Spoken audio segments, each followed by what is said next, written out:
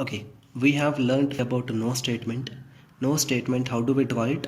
We will draw A and we'll draw B. It means what? A and B are not connected. A cannot enter B and B cannot enter A. Okay. Then we have learnt about sum part. Okay. Sum A is B. This is how the drawing looks like. Some part of A and some part of B are connected. There has to be some connection for sure. Okay. So here we have learned some possibilities. A can enter B, B can enter A, and they can overlap also. Right. So they both are possibilities. But how do we draw the statement? This is how we draw. Then we have learnt about all. All means what?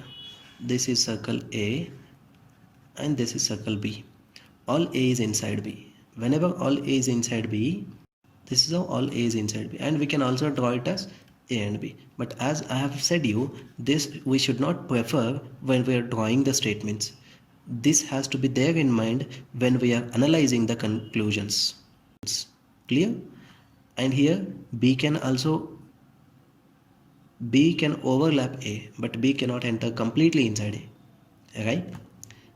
Next, we have learnt about sum not. How do we draw the drawing for sum not?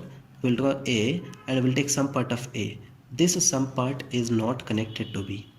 And remember, all A inside B, not possible. B inside A is possible. This is how we'll draw sum not. Here, between A and B, there may be a connection, there may not be a connection. But one thing we know, this sum part of A will be locked inside A only. This part will not enter B, but remaining part can enter. There's a possibility, right? Next, we have learnt about only a few A is B. So this is A and only some part of A is B. All A inside B, not possible. All B inside A, possible.